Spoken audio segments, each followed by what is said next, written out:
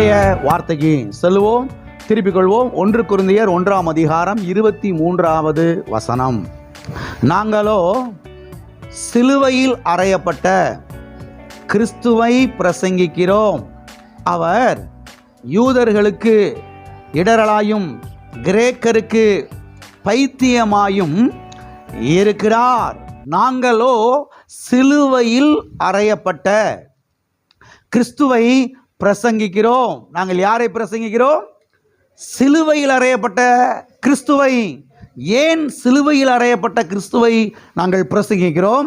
சிலுவையில் அறையப்பட்ட கிறிஸ்து தான் எல்லா பிரச்சனைகளுக்கும் பதிலாயிருக்கிறார்.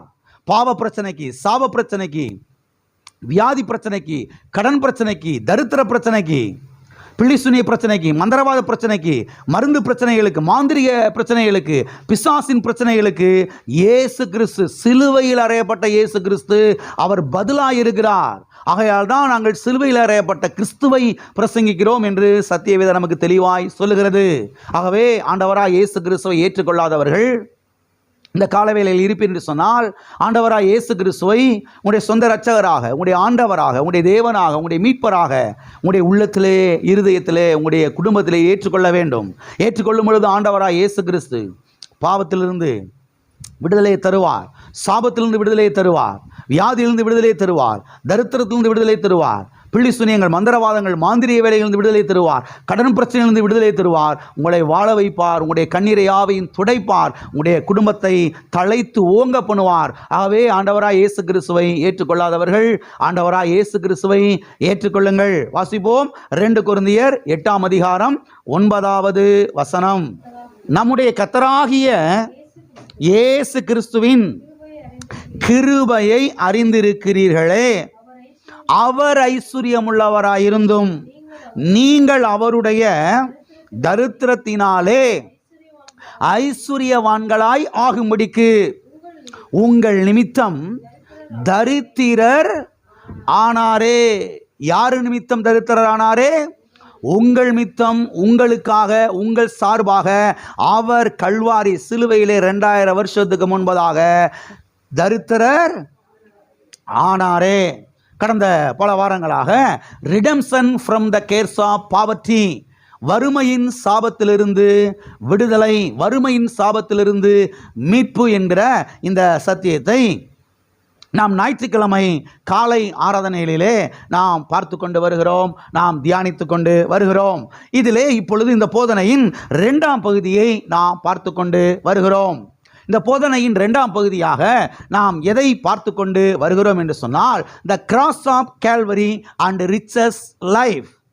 கல்வாரி சிலுவையும் ஐஸ்வர்ய வாழ்வும். கல்வாரி சிலுவையும் ஐஸ்வர்ய வாழ்வும். எல்லா கரங்களை வைத்து சொல்லுவோம். கல்வாரி சிலுவையும் ஐஸ்வர்ய வாழ்வும். கல்வாரி சிலுவையும் ஐஸ்வர்ய வாழ்வும். ஆமென். இதிலே கடந்த 2 வாரங்களாக நாம் எதை பார்த்தோம் என்று சொன்னால், செழிப்பின் ஆவியானவர், செழிப்பின் அபிஷேகம், நம்மை செழிப்பாக்குகிற ஆவியானவர், நம்மை செழிப்பாக்குகிற அபிஷேகத்தை குறித்து நாம் பார்த்தோம். மேகஸ்தம்பத்தை குறித்து பார்த்தோம். அக்கினி ஸ்தம்பத்தை குறித்து நாம் பார்த்தோம். கர்த்தர் மேகஸ்தம்பத்தினாலும் அக்கினி ஸ்தம்பத்தினாலும் இஸ்ரவேல் மக்களை வழிநடத்தினார். எதற்கு நேராக வழிநடத்தினார்? பாலும் தேனும் ஓடுகிற நலமும் விசாலமுமான கானான் தேசத்துக்கு நேராக வழி நடத்தினார். மேகஸ்தம்பமும் அக்கினி ஸ்தம்பமும் அவர்களை விட்டு விலகாதிருந்தது என்று நாங்கள் வாசித்தோம். இந்த மேகஸ்தம்பமும் அக்கினி ஸ்தம்பமும் பரிசுத்த ஆவியானவருக்கு அடையாளமாய் இருக்கிறது. ஆகவே பரிசுத்த ஆவியானவர் நம்மை பாலுக்கும் தேனுக்கும் நேராக வழிநடத்துகிற தேவனாய் இருக்கிறார். நலமுக்கும் விசாலத்துக்கும் நேராக அவர் வழிநடத்துகிற தேவனாய் என்ன செய்கிறார்? இருக்கிறார் என்பதை குறித்து நாம் பார்த்தோம். பிறகு இன்னொரு காரியத்தை நாம் பார்த்தோம். தேவ ஆவியானவர் ஜலத்தின் மேல் அசைவாடி கொண்டிருந்தார். ஆதியாகமம் 1ஆம் அதிகாரம் 2ஆம் வசனத்தில் வாசித்தோம். பூமியானது ஒழுங்கின்மை வெறுமையுமாயிருந்தது, ஆழத்தின் மேல் இருள் இருந்தது.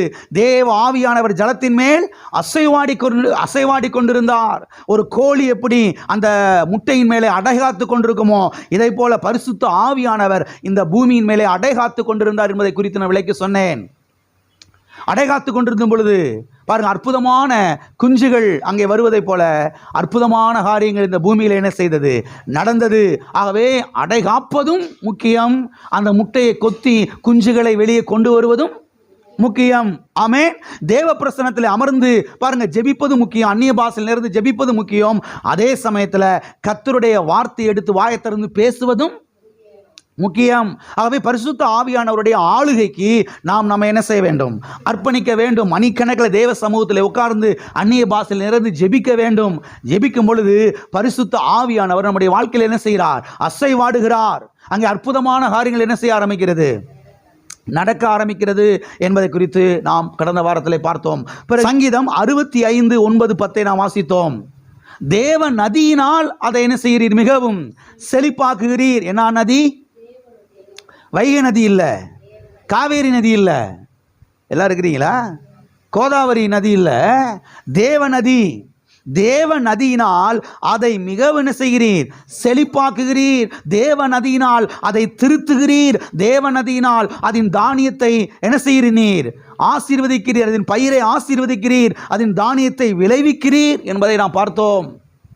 ஆகவே எப்பொழுது வாழ்க்கையில் திருந்துவாங்க, எப்பொழுது வாழ்க்கையில் திருத்தங்கள் உண்டாகும், எப்பொழுது வாழ்க்கையில் செழிப்பு உண்டாகும், எப்பொழுது குடும்பங்கள் கட்டி எழுப்பப்படும், எப்பொழுது உடைந்து கிடக்கிற குடும்பங்கள் ஒன்று சேர்ந்து வாழ ஆரம்பிக்கும், எப்பொழுது என்று சொன்னால் பரிசுத்த ஆவியானவருக்கு என்ன செய்யும் பொழுது? இடம் கொடுக்கும் பொழுது. பரிசுத்த ஆவியானவருடைய நதி நம்முடைய வாழ்க்கையில பாய்ந்து ஓடுவதற்கு நாம் இடம் கொடுக்கும் பொழுது என்ன செய்ய ஆரம்பிக்கிறது? அங்கே செழிப்பு உண்டாக ஆரம்பிக்கிறது. அங்கே விளைச்சல் உண்டாக ஆரம்பிக்கிறது. அங்கே சுகம் உண்டாக ஆரம்பிக்கிறது. அங்கே குடும்பங்கள் கட்டி எழுப்பப்பட ஆரம்பிக்கிறது என்பதை குறித்து நாம் தெளிவாக பார்த்தோம். ஓகே, இதை தொடர்ந்து இன்றைக்கு இன்னொரு முக்கியமான காரியத்தை குறித்து நாம் பார்க்க போகிறோம். இன்றைக்கு நாம் எதை பார்க்க போகிறோம் என்று சொன்னால், நாம் இந்த பூமியிலே செழிப்பதற்கு, நாம் இந்த பூமியிலே செழிப்பாவதற்கான 3 முக்கியமான திறவுகோல் என்ன என்பதை குறித்து இன்றைக்கும் அடுத்த வாரங்களுக்கும் நாம் தெளிவாய் பார்க்க போகிறோம். நாம் இந்த பூமியிலே செழிப்படைவதற்கு, நாம் இந்த பூமியிலே செழிப்பாவதற்கு, நாம் செழிப்பதற்கான 3 முக்கியமான திறவுகோல் என்ன என்பதை குறித்து இன்றைக்கும் அடுத்த வாரங்களுக்கும் நாம் தெளிவாய் பார்க்க போகிறோம். அருமையானவர்களை கவனியுங்கள். இந்த 3 முக்கியமான திறவுகோல்களையும் நீங்கள் அறிந்து கொண்டால் பிறகு நீங்கள் இருந்த நிலையிலே இருக்க மாட்டீர்கள். உங்கள் வாழ்க்கை செழிப்படைய ஆரம்பிக்கும். இன்றைக்கு மக்களுடைய ஒரு பெரிய கேள்வி என்னன்னா, நான் இருந்த நிலையிலே இருக்கிறேயா, என் வாழ்க்கை அப்படியே இருக்குது, அதே தான் போய்கிட்டு இருக்குது, கொஞ்சம் கூட ஒரு முன்னேற்றம் இல்லை, கொஞ்சம் கூட ஒரு உயர்வு இல்லை, கொஞ்சம் கூட ஒரு ஆசீர்வாதம் இல்லை, கொஞ்சம் கூட ஒரு பெரிய பெருக்கம் இல்லை, கொஞ்சம் கூட வாழ்க்கையில் ஒரு பச்சை பசையர்னு என்ன செய்யலை, ஒரு செழிப்பே இல்லை, ஒரு பசுமையே இல்லை, ஒரு சுகம் இல்லை, ஒரு வெற்றி இல்லை, ஒரு பெருக்கம் இல்லை, அப்படியே அன்றாட வேலைக்கு போகிறோம், அன்றாட சாப்பிட்றோம், அப்படியே போயிட்டு இருக்குது, அப்படியே ஏதோ வண்டி ஓடிக்கிட்டு இருக்குது அப்படின்ற மாதிரி தான் அன்றைக்கி அநேக கிறிஸ்தவ மக்கள் என்ன செய்கிறார்கள், சொல்லுகிறார்கள். அருமையானவர்களே கவனியுங்கள். இந்த 3 முக்கியமான திறவுகோல்களையும் நீங்கள் அறிந்து கொண்டால் பிறகு நீங்கள் இருந்த நிலையிலே என்ன செய்ய மாட்டீர்கள்? இருக்க மாட்டீர்கள். உங்களுடைய வாழ்க்கை அது செழிப்படைய ஆரம்பிக்கும். ஆமென். அந்த 3 முக்கியமான திறவுகோல் என்ன என்று சொன்னால், 1 தேவனை குறித்த சரியான அறிவு. 3ஐயும் சொல்லிடுறேன், ஆனால் அந்த 3ஐயும் அடுத்த வாரம் இன்னைக்கு உங்களுக்கு விளக்கி சொல்கிறேன். 1 தேவனை குறித்த சரியான அறிவு. 2வதாக வேத வசனத்தை குறித்த அறிவு. 3வதாக நம்மை குறித்த அறிவு. நம்மை குறித்த அறிவு. இன்னைக்கு பிரச்சனை பாருங்க, நாம யாருன்றதை நமக்கு என்ன செய்யலை, தெரியலை. நாம யாரு? நான் ஒரு குப்பை பாஸ்டர், நான் ஒரு கழுத பாஸ்டர், ஆண்டவரை சுமந்து செல்லுகிற கழுதை. நான் அமைதியாக இருக்கிறீங்க. ஆண்டவரை சுமந்து செல்லுகிற ஒரு கழுதை. நான் குப்பை, நான் தூசி, நான் ஒன்றுமே இல்லை. அதனால தான் 25 வருஷம் சபைக்கு போயும் வாழ்க்கையில் ஒரு அங்குலம் முன்னேற்றம் இல்லை. 25 வருஷமாக நான் கழுதை, நான் குப்பை, நான் தூசி, நான் புழு, நான் மண், நான் சாக்கடை தண்ணி, அடிமை கழுதை, என்னென்ன கழுத சொல்லணும் எல்லா கழுதையும் நீ செஞ்சிடுறது. ஜபத்தில் போய் எங்கே போய் கலெக்டர் ஆஃபீஸில் போய் இல்லை, ஜபத்தில் போய் எங்கே போய் ஜபத்தில் தேவ சமூகத்தில் போய் நின்று என்ன செய்கிறது. ஆண்டவர் அப்படியே என்னடா உனக்கு விளங்க மாட்டேங்குது ஒன்றுமே. ஜபத்துக்கு வர்றப்பெல்லாம் கழுதன்றா, குப்பைன்றா. எல்லாம் இருக்கிறீங்களா? ஆகவே இந்த காரியத்தை குறித்து நாம் பார்க்க போகிறோம். ஓகே, இன்றைக்கு முதலாவது திறவுகோல் என்ன என்பதை குறித்து நாம் பார்ப்போம். முதலாவது திறவுகோல் என்னவென்றால், நாம் செழிப்படைவதற்கான முதலாவது திறவுகோல் என்னவென்றால் தேவனை குறித்த சரியான அறிவு. எல்லாம் சொல்லுவோமா? தேவனை குறித்த சரியான அறிவு, தேவனை குறித்த சரியான ஒரு வெளிச்சம், தேவனை குறித்த சரியான ஒரு எண்ணம், தேவனை குறித்த சரியான ஒரு இமேஜ், தேவனை குறித்த சரியான ஒரு படம். ஆமென். இதுதான் முதலாவது திறவுகோல். நீங்கள் செழிக்கணும், நீங்கள் செழிப்படையணும், இந்த பூமியில் இந்த மண் உலகத்தில் நல்ல ஒரு வாழ்க்கை வாழணும், குறைவில்லாமல் வாழணும், நீங்கள் நல்லா இருக்கணும் அப்படின்னா அதுக்கு முதலாவது திறவுகோல் என்ன? தேவனை குறித்த சரியான தெளிவான ஒரு இமேஜ், ஒரு படம். ஆமென். அருமையானவர்களை கவனியுங்கள். அநேக கிறிஸ்தவர்கள் இந்த பூமியிலே செழிப்படையாமல் தரித்திரத்திலே வாழ்வதற்கு காரணம் என்ன? எனக்கா யோசித்துருக்கிறீங்களா? இதெல்லாம் யோசிக்கணும். உட்காந்து தனியாக உட்காந்து சபைக்கு போகிறாங்களே, இவ்வளோ வருஷமாக போகிறாங்களே, ஞானஸ்தானம் எடுத்திருக்கேன்றாங்க, அபிஷேகம் பெற்றிருக்கிறேன்றாங்க, பைபிளை தூக்குறாங்க, ஜபக்கூட்டம் ஓடுறாங்க, இவ்வளோ ஓடியும் இப்படி நிலைமை ஏன் இப்படி இருக்கிறாங்க கிறிஸ்தவங்க அப்படின்னு என்னைக்காவது யோசித்துருக்கிறீங்களா? தனியாக உட்காந்து யோசிக்கணும். என்னத்தையாவது யோசிக்கிறதுக்கு பதிலாக இப்படி என்ன செய்யணும்? யோசிக்கணும். அநேக கிறிஸ்தவர்கள் இந்த பூமியிலே செழிப்படையாமல் வாழ்வடையாமல் தரித்திரத்திலே வாழ்வதற்கு காரணம் என்னவென்று சொன்னால், நான் ஆராதிக்கிற என்னுடைய தேவன் இன்னார் என்கிற ஒரு வெளிச்சம் இல்லாததுதான் காரணம். நான் ஆராதிக்கிற தேவன் யார்? நான் யாரை ஆராதிக்கிறேன்? நான் எப்படிப்பட்டவரை வணங்குகிறேன்? நான் ஆராதிக்கிற தேவன் அவர் எப்படிப்பட்டவர்? அவர் எவ்வளவு பெரியவர்? அவர் எவ்வளவு நல்லவர்? அவர் எவ்வளவு உண்மை உள்ளவர்? அவர் எவ்வளவு பெரியவர்? அவரால் என்ன முடியும்? எப்படிப்பட்ட கடவுளை நான் ஆராதிக்கிறேன் என்கிற ஒரு தெளிவு, ஒரு வெளிச்சம், ஒரு வெளிப்பாடு, ஒரு சரியான படம், ஒரு சரியான நினைவு, ஒரு சரியான எண்ணம் இவர்களுக்கு இல்லாததுனால தான் இவங்க எப்படி வாழ்ந்துக்கிட்டு இருக்கிறாங்க? தரித்திரத்திலையும் ஏழ்மையிலையும் பசியிலையும் பட்டினியிலையும் வறுமையிலையும் தரித்திரத்திலையும் கடன் பிரச்சனையிலையும் செஞ்சுக்கிட்டு இருக்கிறாங்க, வாழ்ந்துக்கிட்டு இருக்கிறாங்க. அநேக கிறிஸ்தவர்கள் இந்த பூமியிலே பொருளாதார விஷயத்திலே தாழ்ந்த நிலையிலே இருக்கிறதுக்கு காரணம் என்ன? பொருளாதார விஷயத்தில் தாழ்ந்த நிலையில் இருக்கிறார்கள். யார்கிட்ட கடை வாங்கலாம், யார்கிட்ட கைமாத்து வாங்கலாம், யார்கிட்ட போய் நிற்கலாம், யார்கிட்ட பிடுங்கலாம்? யாரு? கிறிஸ்தவங்க. நான் யாரையும் சொல்லிக்கிட்டு இருக்கேன்னு நினைக்காதீங்க. சபைக்கு வரக்கூடிய ஏன் இந்த நிலைமை? ஏன் ஒன்றுனா யார்கிட்ட போய் நிற்க வேண்டியது இருக்குது அப்படின்னா, நான் ஆராதிக்கிற என்னுடைய தேவன் இன்னார், அவர் இப்படிப்பட்டவர் என்கிற ஒரு வெளிச்சம், ஒரு வெளிப்பாடு, ஒரு தெளிவு வேத வசனத்திலிருந்து அவளுக்கு என்ன செய்யலை? இல்லை. தேவன் இன்னார் என்கிற ஒரு சரியான அறிவு, ஒரு சரியான வெளிச்சம், ஒரு சரியான வெளிப்பாடு இவங்களுக்கு என்ன செய்யலை? இல்லை. இந்த வெளிப்பாடை கொடுக்கிறதுக்கு சபையும் தவறிவிட்டது. சபையும் திருச்சபை என்ன செய்து விட்டது? தவறிவிட்டது. சபைக்கு போனால் தேவனை குறித்த ஒரு வெளிப்பாடை ஜனங்களுக்கு கொடுக்கணுமே, ஜனங்கள் வாழணுமே அப்படின்ற ஒரு எண்ணத்தோடு பிரசங்கம் என்ன செய்யறது கிடையாது, நடக்கிறது கிடையாது. சபைக்கு வந்தா நீ என்ன இப்படி உடுத்தி இருக்கிற, நீ என்ன இப்படி பேண்ட்டு போட்டிருக்கிற, என்ன சடையில் கிளிப்பு குத்தி இருக்கிற, கிறிஸ்தவ பிரசங்கம். என்ன நீ டை அடிச்சுட்டு வந்திருக்க சபைக்கு, நீ பரலோகம் போக மாட்ட. இதவே பேசி பேசி பேசி எத்தனை நாள் தான் வண்டியை ஓட்டுறது? அவங்க பாவம் பிரச்சனையோடு வந்து உட்காந்துருக்கிறாங்க, வேதனையோடு உட்காந்துருக்காங்க. இந்த ஆண்டவர் விடுதலை கொடுக்க மாட்டாரா, சுகம் கொடுக்க மாட்டாரா, வாழ வைக்க மாட்டாரா, இந்த கடன் பிரச்சனையிலேருந்து ஒரு விடுதலை கிடைக்காதா, வாழ்க்கையில் ஒரு நிம்மதி உண்டாகாதன்னு வந்து உட்காந்துருக்கிறாங்க. அவங்கள போய் தலையில் கிளிப்பி குத்திட்டு வந்துருக்கிற, ஏன் சடையை நீ பின்னி இருக்கிற, ஏன் நீ வெள்ளை ட்ரெஸ் ஊட்டிட்டு வரல இருக்கிறீங்களா? இன்னைக்கு ஆண்டவர் வந்தா நீ பரலோகம் போவையா? தேவையில்லாதெல்லாம் பிரசங்கம் பண்ணா அப்புறம் எப்படி சபை மக்கள் வாழ்வடைவாங்க? எப்படி செழிப்படைவாங்க? தேவனை குறித்து ஒரு வெளிப்பாடை கொடுக்க வேணாம் சபை? தேவனை குறித்து ஒரு வெளிச்சத்தை கொடுக்க வேணாம்? தேவனை குறித்து ஒரு சரியான இமேஜை மக்களுக்கு கொடுக்க வேணாம் சபை? அப்போதானே சபை மக்கள் வாழ்வடைவாங்க. அவங்க ஆசீர்வதிக்கப்பட்டாதானே அவங்க அப்புறம் சபைக்கு வந்து என்ன செய்வாங்க? காணிக்கைகளை தசமபாகத்தை கொடுப்பாங்க. இருக்கிறீங்களா? போயிட்டீங்களா? நான் சொல்றது சரியா தவறா? யோசிங்க. ஆகவே அருமையான தேவனுடைய பிள்ளைகளை கவனியுங்கள். நாம் செழிப்படைவதற்கு முதலாவது திறவுகோல் என்ன? தேவனை குறித்த சரியான ஒரு வெளிச்சம், ஒரு சரியான வெளிப்பாடு.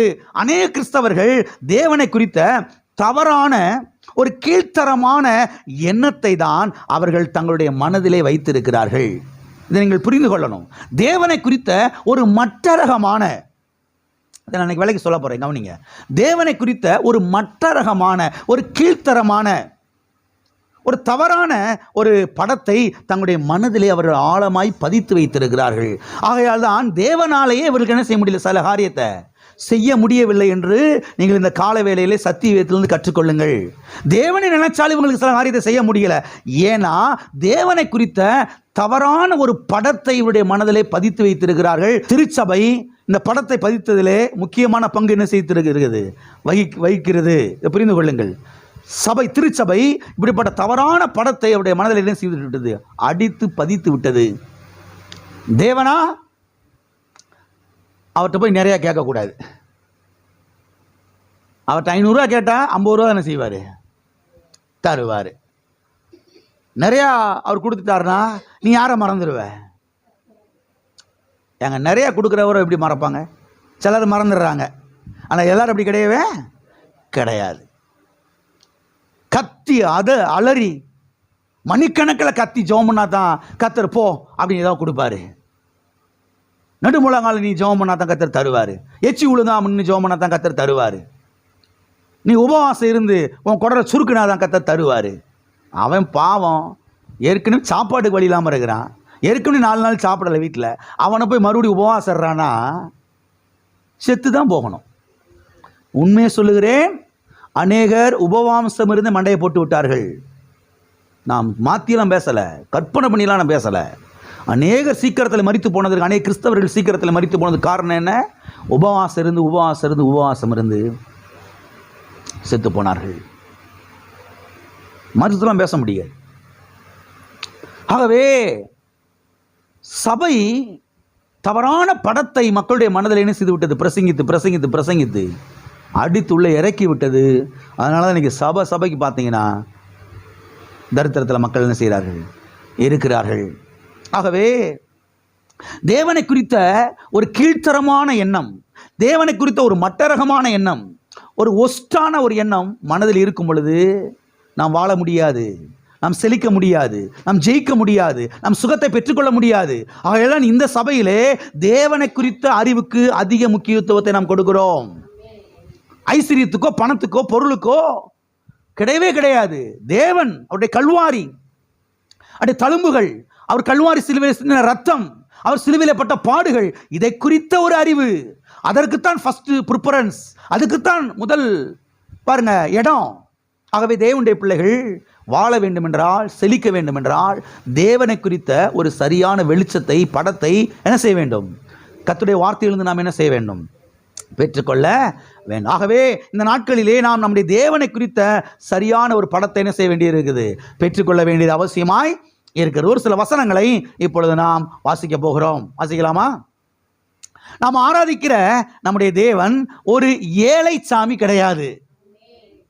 இதை முதலாவது படத்தை செய்யுங்க, இந்த படத்தை செய்யுங்க, முதலாவது உள்ள வைங்க. ஆமென். நாம் ஆராதிக்கிற நம்முடைய தேவன் ஒரு ஏழை சாமி கிடையாது. இன்னும் தெளிவா விளங்குற மாதிரி சொன்னா, நம்முடைய தேவன் ஒரு தரித்திர சாமி கிடையாது. ஆமென். நாம் ஆராதிக்கிற நம்முடைய தேவன் அவர் ஐஸ்வர்ய சம்பன்னர். ஹல்லேலூயா. வாசிப்போம். ரோமருக்கு எழுதின நிருபம் 10ஆம் அதிகாரம் 12வது வசனம். நாம் ஆராதிக்கிற நம்முடைய தேவன் ஒரு ஏழை சாமி கிடையாது. நாம் ஆராதிக்கிற நம்முடைய தேவன் ஒரு தரித்திர சாமி கிடையாது. நாம் ஆராதிக்கிற நம்முடைய தேவன் ஒரு பரதேசியோ ஒரு பண்டாரமோ கிடையவே கிடையாது. நாம் ஆராதிக்கிற நம்முடைய தேவன் அவர் ஐஸ்வர்ய சம்பன்னர். ரோமருக்கு எழுதின நிருபம் 10ஆம் அதிகாரம் 12வது வசனம். யூதன் என்றும் கிரேக்கன் என்றும் வித்தியாசமில்லை, எல்லாருக்கும் கர்த்தரானவர் தம்மை தொழுது கொள்ளுகிற யாவருக்கும் ஐஸ்வர்ய சம்பன்னராய் இருக்கிறார். யூதன் என்றும் கிரேக்கன் என்றும் வித்தியாசமே இல்லை. என்ன இல்லை? கர்த்தர் ஒரு மனுஷனை ஆசீர்வதிக்கிறதும், ஒரு மனுஷனை விட்டுறதும், ஒரு மனுஷனை மேலே தூக்குறதும், ஒரு மனுஷனை பொத்துன்னு கீழே விட்டுறதும் கிடையவே கிடையாது. பார்சியாலிட்டிலாம் இங்கே கிடையாது. யூதனுக்கு ஒரு மாதிரி செய்கிறதும் கிரேக்கனுக்கு ஒரு மாதிரி செய்கிறதும் கிடையவே கிடையாது. தேவன் எல்லாரையும் நேசிக்கிறார். எல்லாருக்காக கல்வாரி சிலுவையில் ரத்தத்தை சிந்தினார். எல்லாருக்காக கர்த்தர் கல்வாரி சிலுவையில் பாடுபட்டார். கர்த்தர் எல்லாரும் நல்லா இருக்க வேண்டும் என்று விரும்புகிறார். அதனால தான் வசனம் சொல்லுகிறது, எல்லாருக்கும் கர்த்தரானவர். ஆமென், ஆமென். ஆகவே இங்கே நாம் தெளிவாய் பார்க்கிறோம், அவர் ஐஸ்வர்ய சம்பன்னராய் இருக்கிறார். அல்லேலூயா. எல்லா கரங்களை வைத்து சொல்லுவோம், நான் ஆராதிக்கிற என்னுடைய தேவன் அவர் ஐஸ்வர்ய சம்பன்னர். அல்லேலூயா. இந்த படத்தை முதலாவது மனதில் வைங்க. நீங்கள் நல்லா இருக்கிறதுக்காக, நீங்கள் நல்லா இருக்கிறதுக்கு மாத்திரம் இல்லை, உங்கள் பிள்ளைங்க மாத்திரம் இல்லை, உங்கள் பேர பிள்ளைங்க மாத்திரம் இல்லை, உங்கள் சந்ததியார் எல்லாரும் நல்லா இருப்பதற்காக இந்த படத்தை நீங்கள் மனதில் செய்யுங்க, இருதயத்தில் பதித்து வையுங்கள். நான் ஆராதிக்கிற என்னுடைய தேவன் ஒரு ஏழை கிடையாது, ஒரு தரித்திரர் கிடையாது. நான் ஆராதிக்கிற என்னுடைய தேவன் அவர் ஐஸ்வர்ய சம்பன்னர். மனதில் ஆழமாய் பதியுங்கள். ஆமென். அப்பதான் நீங்க நல்லா இருக்க முடியும், நீங்கள் செழிக்க முடியும். அவர் யாராய் இருக்கிறார்? ஐஸ்வர்ய சம்பன்னராய். எனவே விஷயம் என்னவென்றால், நாம் ஆராதிக்கிற தேவன் ஒரு ஏழையாக இருந்து நாமும் ஏழையாக இருந்தா ஆச்சரியம் கிடையாது. ஓகே, நான் சொன்னது புரிஞ்சா? இப்படி சொல்றேன், இப்போ எங்க அப்பா ஏழை, நானும் ஏழையா இருந்த ஆச்சரியம் கிடையவே. எங்க அப்பா பெரிய ஐஸ்வர்யவானா இருந்து நான் பிச்சை எடுத்துக்க தெரிஞ்சா சொல்லுங்க, கிளிக் ஆயிருச்சா? நான் ஆராதிக்கிற என்னுடைய தேவன் ஐஸ்வர்ய சம்பன்னர், வானத்துக்கு பூமிக்கு சொந்தக்காரர், அண்ட சராசரங்களை படைத்தவர். நான் இங்க ஏழையா கஞ்சிக்கு வழி இல்லாமல் லாட்டரி அடிச்சுக்கிட்டு இருந்தா ஏதா பொறுத்த இருக்குதா? தேவனை குறித்த சரியான அறிவு, தேவனை குறித்த சரியான ஒரு படம், அதுதான் உங்களுக்கு வாழ்வை கொண்டு வரும். அதுதான் உங்களுக்கு சரீர சுகத்தை கொண்டு வரும் என்பதை இந்த காலவெளியில் தெரிந்து கொள்ளுங்கள். ஆமென். ஆகவே நான் ஆராதிக்கிற தேவன் ஒரு ஏழையாக இருந்து நானும் ஏழையாக இருந்தா ஆச்சரியமே. அவங்க அப்பா ஏழைப்பா, அவனும் ஏழைப்பா, விட்டுருப்பா, முடிஞ்சு போச்சு, கதையே முடிஞ்சு போச்சு. நான் ஆராதிக்கிற தேவன் ஒரு ஓட்டாண்டியா இருந்து நானும் ஓட்டாண்டியா இருந்தா ஆச்சரியமே கிடையாது. அவங்க அப்பா ஓட்டாண்டிப்பா, இவரும் ஓட்டாண்டி, ஒன்றும் பிரச்சனை இல்லை, விட்டுரு. ஆனால் நான் ஆராதிக்கிற என்னுடைய தேவன் அவர் ஐஸ்வர்ய சம்பன்னராச்சே. ஆமென். ஆகவே இந்த பூமியிலே, இந்த பூலோகத்திலே நானும் அவருக்காக ஐஸ்வர்யவானா இருக்கணும். அதுதான் சரியானது. புரிஞ்சா உங்களுக்கு? வாழ்வு எப்படி வருது பாருங்க. பணம் பணம் பணம் பணம், பொருள் பொருள், இது இந்த சபையில் போதிக்கிறதே கிடையாது. இங்க இந்த சபையில தேவனை குறித்த அறிவு, எங்க அப்பா யாரு, எங்களுடைய தேவன் யாரு, என்னை சிருஷ்டித்தவர் யாரு, என்னை உண்டாக்கினவர் யாரு, என்னை ரட்சித்த தேவன் யார், அவரை குறித்த ஒரு வெளிப்பாடு. அவர் யார்? அவர் ஒரு தரித்திரர் அல்ல, அவர் ஒரு ஏழை அல்ல, அவருடைய ஓட்டாண்டி அல்ல. நான் ஆராதிக்கிற என்னுடைய தேவன் அவர் மகா பெரிய ஐஸ்வர்ய சம்பன்னர். இப்ப நானும் அவருக்கு அனுசரிப்படுற இந்த பூமியிலே ஐஸ்வர்யவானாய் இப்படி வரும் பொழுது, இன்னைக்கு ஒருவேளை பழைய கஞ்சி ஊறுகாய் சாப்பிட்டுக்கிட்டு இருக்கலாம், டைம் வரும் டோட்டலாக எல்லாம் அனுசி அப்படியே மாற ஆரம்பிக்கும். எல்லாம் ஒரே நாள் இரவில் நடந்துடாது, ஆனால் கண்டிப்பாக நடக்கும். ஏன்னா அந்த விசுவாசம் உள்ள பெருக பெருக, இந்த அறிவு உள்ள பெருக பெருக, தேவனை குறித்த வெளிப்பாடு உள்ள பெருக பெருக, இந்த மனுஷன் ஏழையா இருக்க முடியாது, கண்டிப்பாக மேலே வந்துடுவான். ஏன்னா இந்த மனுஷன் பணம் ஓடல, தேவனை குறித்த வெளிப்பாடை பெற்றுக்கொள்கிறான் ஃப்ரம் த பைபிள், சத்திய வேதத்திலிருந்து. ஆமென். எல்லா காரங்களுக்கு சொல்லுவோம், நான் ஆராதிக்கிற என்னுடைய தேவன் அவர் ஐஸ்வர்ய சம்பன்னர். ஆமென். இந்த வெளிப்பாடை பெற்றுக்கொள்ளுங்கள், இது உங்களுக்கு வாழ்வை கொண்டு வரும். அது மாத்திரமல்ல, நாம் ஆராதிக்கிற தேவன் அவர் ஏதோ கொடுக்கிற தேவன் அல்ல, நாம் ஆராதிக்கிற தேவன் அவர் இடங்கொள்ளாமல் போக மட்டும் வருஷிக்க பண்ணுகிற தேவன், கொடுக்கிற தேவன் என்று சத்தியவேதம் சொல்லுகிறது. கிறிஸ்தவ மக்கள் சில ஆட்கள் சொல்றதை பார்த்தா எனக்கு ஆச்சரியமா இருக்குது. நீ ஆண்டவர்கிட்ட 5 ரூபா கேட்டா அவனுக்கு 1 ரூபா தான் தருவார். இப்போ இதாப்பா பிரசங்கம், என்னத்தை சொல்றது எனக்கு ஒன்றும் புரியலைங்க. இவ்வளோ வருஷமாக நானும் வந்துக்கிட்டே இருக்கிறேன், இதெல்லாம் பார்த்துக்கிட்டே இருக்கிறேன். ஆண்டவர்கிட்ட நீ நிறைய ஆள் என்ன செய்யக்கூடாது, நிறைய கேட்டால் அவர் என்ன செய்ய மாட்டார். அவ்வளோ மோசமானவர் அவர், அவ்வளோ மோசமானவரை தான் ஆராதிச்சுக்கிட்டு இருக்கிறேன் அவ்வளோ வருஷமும். அவ்வளோ மோசமானவரை என்னுடைய ஆண்டவரா? கொஞ்சம் சிந்தித்து பாருங்கள். தவறான படங்கள் மக்களுடைய மனதில் பதிக்கப்பட்டிருக்கிறது சபையின் மூலமாக. ஆகவே அதெல்லாம் கிளியர் பண்ணிக்கிட்டு இருக்கிறோம், கலைந்து எறிந்து கொண்டிருக்கிறோம். கவனியுங்கள், நாம் ஆராதிக்கிற தேவன் அவர் ஏதோ கொடுக்கிற தேவன் அல்ல. நான் ஆராதிக்கிற தேவன் இடம் கொள்ளாமல் போக மட்டும் வருஷிக்க பண்ணுகிற தேவன். வாசிப்போம் மல்கியா தீர்க்கதரிசன புஸ்தகம், மல்கியா தீர்க்கதரிசன புஸ்தகம் 3ஆம் அதிகாரம் 10வது வசனம். என் ஆலயத்தில் ஆகாரம் உண்டாயிருக்கும்படி தசமபாகங்களை எல்லாம் பண்டக சாலையிலே கொண்டு வாருங்கள். அப்பொழுது நான் வானத்தின் பலகணிகளை திறந்து இடங்கொள்ளாமல் போக மட்டும் உங்கள் மேல் ஆசீர்வாதத்தை என்ன செய்வேன், வருஷிக்க பண்ணுவேன். என்ன செய்வேன், சொட்டு சொட்டா வடியை விடுவேன். எல்லாம் இருக்கிறீங்களா? நம்ம ஊர் தெரு குழாயில் எவ்வளோ சொட்டு சொட்டா தண்ணி வரும். சில சமயங்களில் காற்று தானே செய்யும், அதுக்கு மேலே வராது. நீங்கள் கத்தர் அப்படி நினச்சிக்கிட்டீங்களா? கத்தர் அப்படி நீங்கள் நினச்சிக்கிட்டீங்கன்னா அதனால் அவருக்கு ஒன்றும் பிரச்சனை கிடையாது, நமக்கு தான் பிரச்சனை. சத்தியவேதத்தை கவனியுங்கள், இடம் கொள்ளாமல் போக மட்டும், இடமே பத்தாத அளவுக்கு ஆசீர்வாதங்களை வருஷிக்க பண்ணுகிற தேவன் தான் என்னுடைய தேவன். ஆமென். வீட்டுக்குள்ளே ஏதோ 4 அலுமினி சட்டி கிடக்கும், கிடையாதுங்க, அப்படி சொல்லலை வேதம். வீட்டுக்குள்ளே பாவம் ஏதோ ஒரு கிழிஞ்ச பாயில் படுத்து கிடப்பாங்க, பாவம், அப்படி சொல்லலை வேதம். ஆமே. நீ நிரப்பாத, எல்லாரும் இருக்கிறீங்களா, வாசிக்கிறீங்களா? நீ நிரப்பாத சகல வஸ்துக்களால் நிரம்பிய வீடு. கர்த்தரே நிரப்புறாருங்க, கர்த்தரே நிரப்புறாரு வீட்டுக்குள்ள. சில கிறிஸ்தவ வீட்டுக்குள்ள போனால் ஒன்றுமே இருக்காது, நமக்கு பரிதாபமாயிரும், மனசு கஷ்டமாயிடும். சரி நம்ம கொஞ்சம் கூட வாங்கி கொடுத்துருவோம் சொல்லி. ஆனால் அவங்க விசுவாசம் சரியான ஒரு விசுவாசமா இல்லையே, தவறான விசுவாசமாக இருக்குது. இடங்கொள்ளாமல் போக மட்டும் ஆசீர்வதிக்கிற தேவனை நான் ஆராதிக்கிறேன் என்கிற வெளிச்சம் இல்லையே. ஆமென். சகல வஸ்துக்களாலே நிரப்புகிற தேவன் என்னுடைய தேவன் என்கிற வெளிச்சம் இல்லையே, அதனால தான் அவர்கள் பெற்றுக்கொள்ளாமல் இருக்கிறார்கள். ஆமென். இங்கே நான் பார்க்கிறோம், இடங்கொள்ளாமல் போக மட்டும் அவர் கொடுக்கிற தேவன் என்று. ஆமென். பரலோகத்தில் இடங்கொள்ளாமல் போக மட்டும் அப்படி போட்டிருக்குதா? பரலோகத்தில் போன போகிற கத்திர இடங்கொள்ளாமல் போக மட்டும் கொடுப்பார் பாஸ்டர். பூலோகத்தில் எப்பயுமே நமக்கு அந்த வச்சுக்க, தொடச்சிக்க, அட்ஜஸ்ட் பண்ணிக்க, பல்ல கடிச்சிக்க, ஜல்தாகே, ஏதோ வண்டி ஓடுது. பூமியில தான் கர்த்தர் சொல்றாரு, பூமியில தான் கர்த்தர் சொல்றாரு, இடங்கொள்ளாமல் போக மட்டும் நான் என்ன செய்வேன், உன்னை ஆசீர்வதிப்பேன். இல்லை பக்கத்தில் கையை பிடிச்சி சொல்லுங்க, பக்கத்தில் கையை பிடிச்சி முகத்தை பார்த்து சொல்லுங்க, இடங்கொள்ளாமல் போக மட்டும் ஆசீர்வாதங்களை என்னுடைய தேவன் எனக்கு வருஷிக்க பண்ணுகிறார்.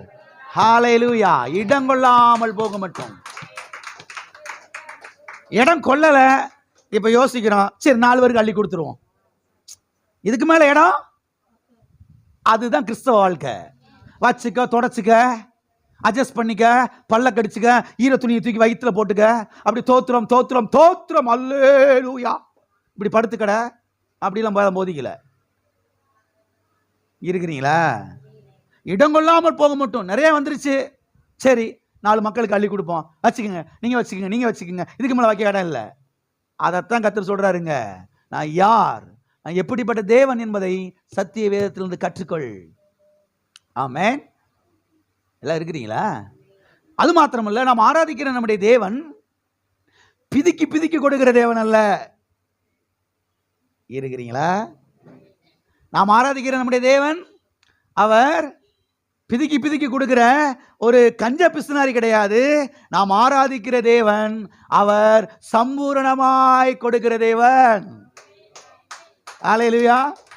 சில ஆட்கள் பார்த்தீங்கன்னா காசு கேட்டோம்னா பைக்கில் அப்படி விடுவாங்க, உள்ள கட்டுக்கட்டாக இருக்கும், ஆனால் கரெக்டாக 10 ரூபா மட்டும் வெளியே வரும். பார்த்துருக்கீங்களா?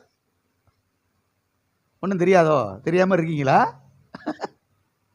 உள்ளே இருக்கும், 100 இருக்கும், 500 இருக்கும், 2000 இருக்கும், எல்லாம் இருக்கும். ஆனால் கரெக்டாக என்ன செய்யும், உள்ளேருந்து பிதிக்கிடுவாங்க. உள்ளேருந்து தடவி பார்த்து அது கரெக்டாக இதாக வரும். நம்முடைய தேவன் அப்படி என்ன செஞ்சிடக்கூடாது, நீங்கள் நினைச்சிடக்கூடாது. நம்முடைய தேவன் பிதுக்கி நசுக்கி கொடுக்கிற ஒரு கஞ்ச பிசுனாரி கிடையாது. இதை மனதில் வைத்துக்கொண்டு வீட்டுக்கு செல்லுங்கள், வாழ்ந்து சுகமா இருப்பீர்கள். அநேகர் தவறான படத்தை மனதில் வச்சிருக்கிறாங்க. கத்தர் பிதுக்கி தான் கொடுப்பாரு, கத்தர் வந்து நசுக்கி தான் கொடுப்பாரு, அதுக்கு மேலே நகட்ட மாட்டாரு, அதுக்கு மேலே என்ன செய்ய மாட்டாரு, நகட்டவே மாட்டாருன்னு சொல்லி பாருங்க. இன்னைக்கு சபையில் போதிக்கப்படுகிறது கிடையாது. நாம் ஆராதிக்கிற நம்முடைய தேவன் அவர் சம்பூரணமாய் கொடுக்கிற தேவன். ஆமென். வாசிப்போம். 1 தீமோத்தேயு 6ஆம் அதிகாரம் 17வது வசனம்.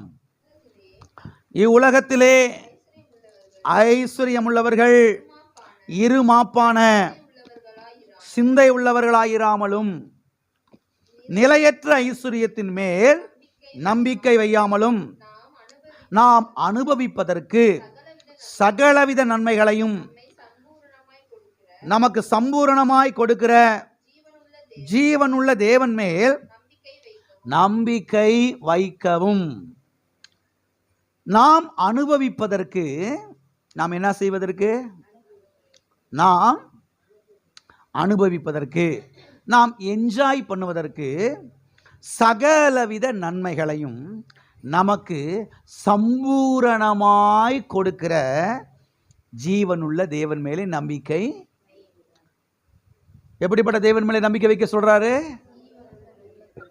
பவுல்? சம்பூரணமாய் கொடுக்கிற ஜீவனுள்ள தேவன் மேல்.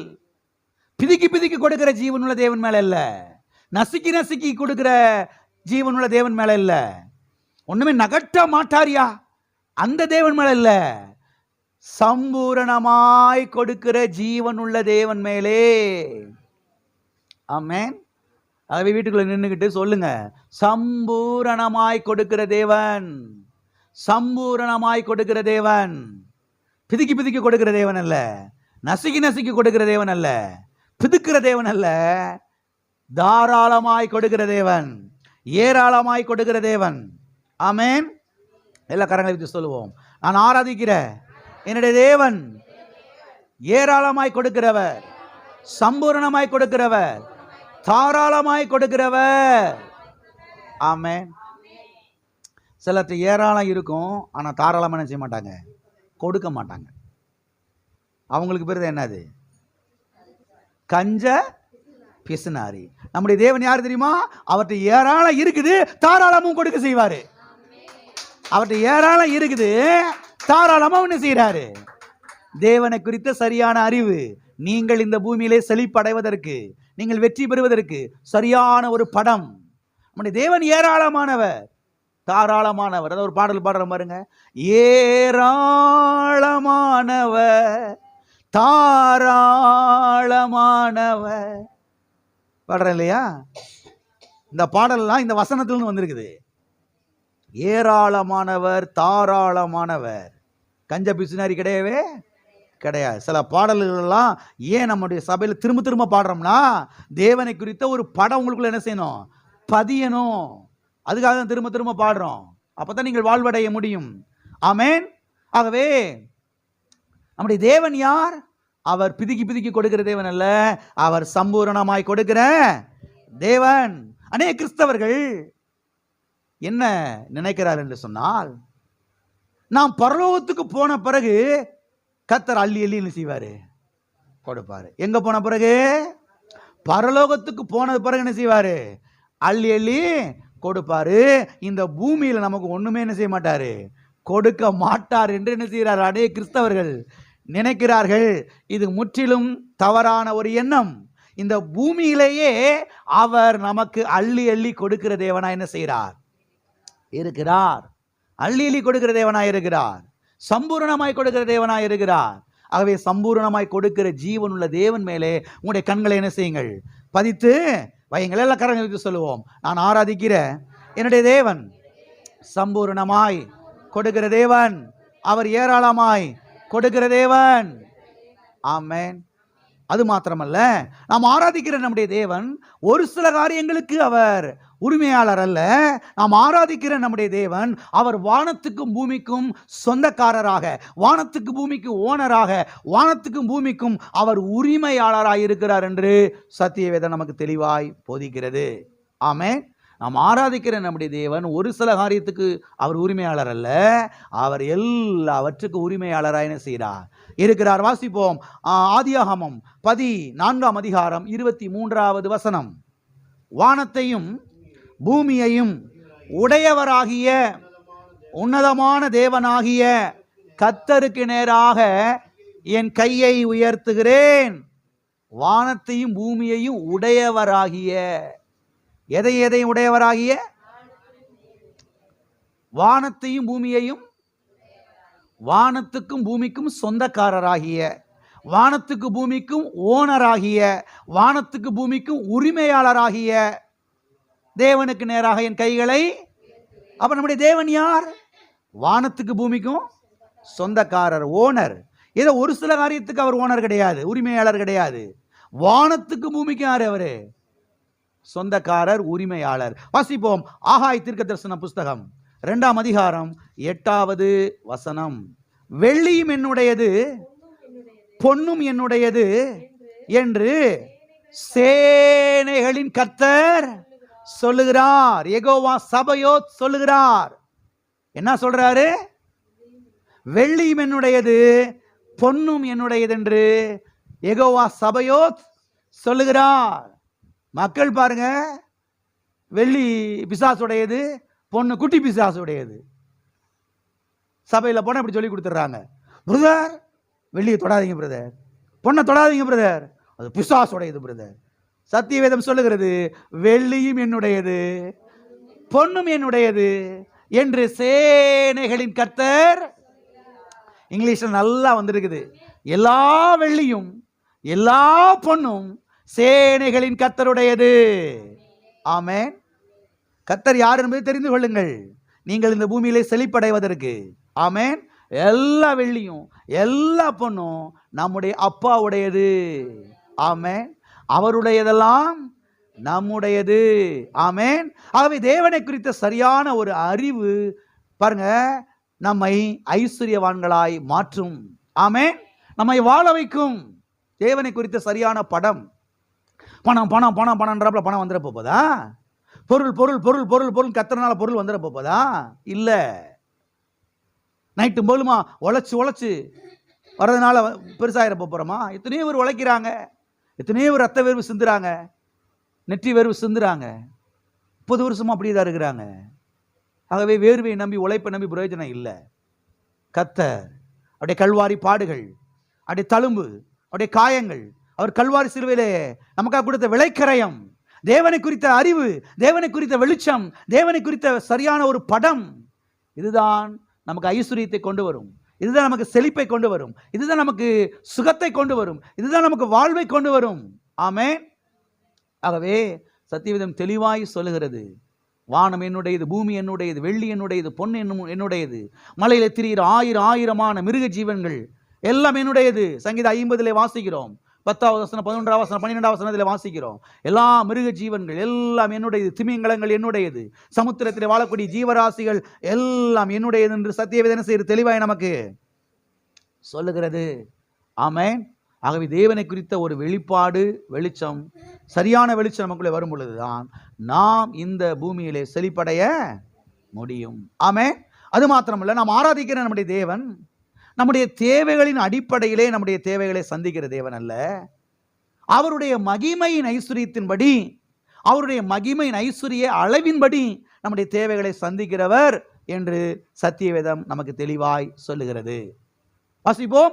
பிலிப்பியருக்கு எழுதின நிருபம் 4ஆம் அதிகாரம் 19வது வசனம்.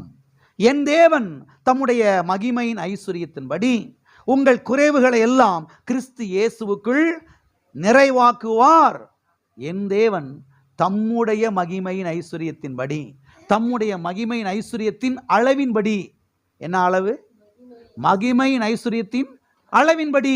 நம்முடைய தேவைகளின் அடிப்படையிலே அல்ல, நமக்கு எவ்வளவு தேவையோ அவ்வளவு இல்லை, அவருடைய மகிமையின் ஐஸ்வர்ய அளவின்படி.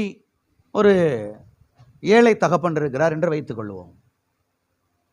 பையன் போய் அப்பா கடையில் தான் வாங்கி சாப்பிடணும் அப்படின்னு கேட்குறான். உடனே அந்த அப்பா என்ன பண்ணுவார்? பைக்குள்ளேருந்து ஏதோ சில்லறை என்ன செய்வார்? ஏதோ 1 ரூபாயோ 2 ரூபாயோ ஒரு 5 ரூபாயோ 10 ரூபாயோ என்ன செய்வார்?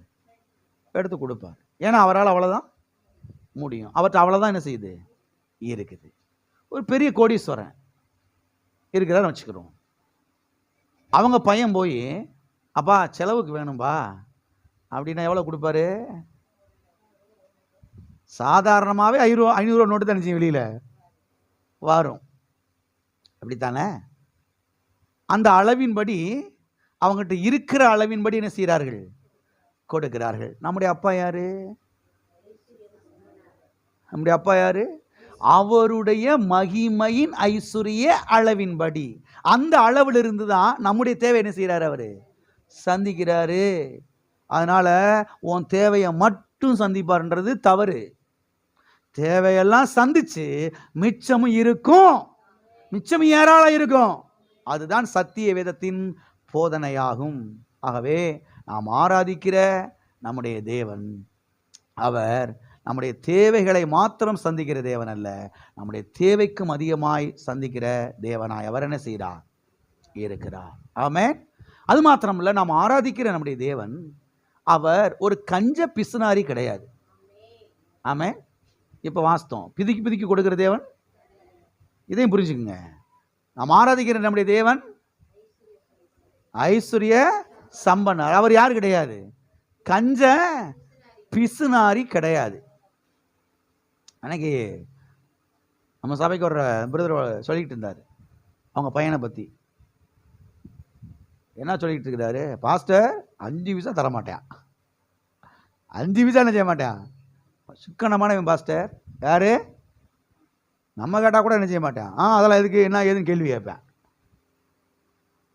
நம்முடைய தேவன் யார் தெரியுமா? அவர் கஞ்ச பிசுனாரி கிடையவே கிடையாது. அவர் தாராளமானவர், அவர் ஏராளமானவர். ஆமென். வாசிப்போம். சங்கீதம் 105 39 முதல் 41 வரைக்கும். அவர் மேகத்தை மறைவுக்காக விரித்து இரவை வெளிச்சமாக்குகிறதற்காக அக்கினியையும் தந்தார். கேட்டார்கள். அவர் காடைகளை வரப்பண்ணினார், வான அப்பத்தினாலும் அவர்களை திருப்தியாக்கினார். கண்மலையை திறந்தார், தண்ணீர்கள் புறப்பட்டு வறண்ட வெளியிலே ஆறாய் ஓடிற்று. இங்கே நான் பார்க்கிறோம் என்ன சொல்லப்பட்டிருக்கிறது?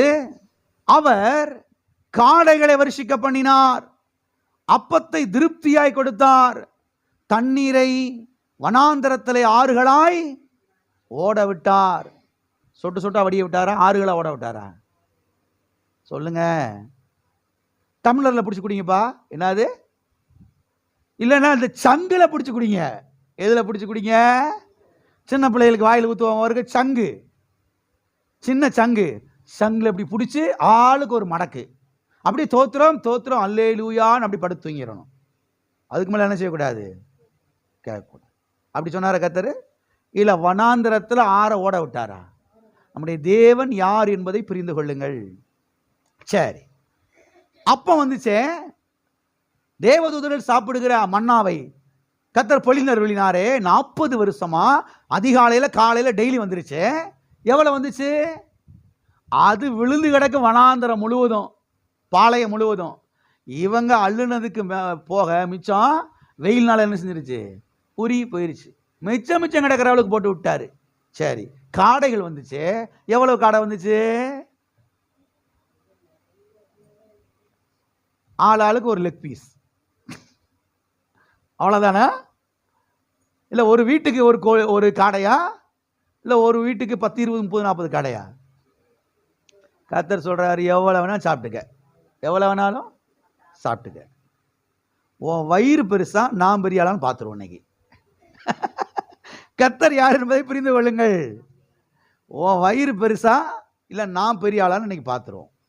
தண்ணீரை ஆற மாதிரி ஓட விடுவேன், மன்னாவை பொழிந்து அருளுவேன். ஆமென். காடையில் கொண்டு வந்து கூச்சார் பாருங்க.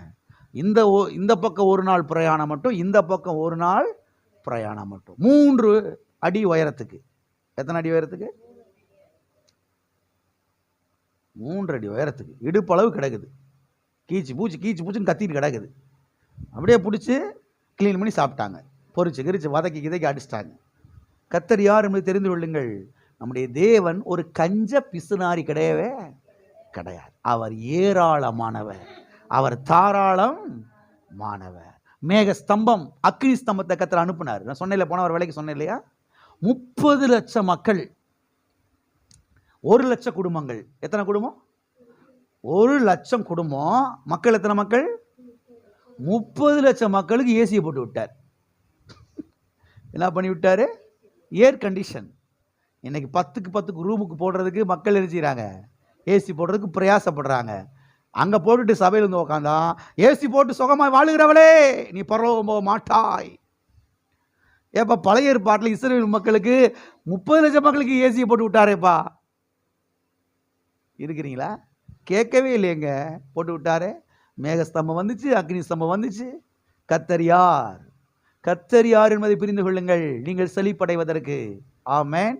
அது மாத்திரமல்ல, நாம் ஆராதிக்கிற நம்முடைய தேவன் அவர் எல் ஷடாய் தேவனாய் இருக்கிறார் என்று சத்திய வேதத்திலே நாம் வாசிக்கிறோம். நாம் ஆராதிக்கிற நம்முடைய தேவன் யார்? எல் ஷடாய் தேவன். நல்லா கவனிங்க. அவர் எல் ஷீப்போ தேவன் கிடையாது. எல் ஷடாய் என்பது வேறே, எல் ஷீப்போ என்பது வேறே. எல் ஷடாய் என்றால் என்ன? போதுமானதற்கு மிகவும் அதிகமானவர் என்று அர்த்தம். More than enough. Amen. Self sufficient God. போதுமானதற்கு மிகவும் அதிகமான தேவன். எல் ஷீப்போ என்றால் என்ன அர்த்தம்?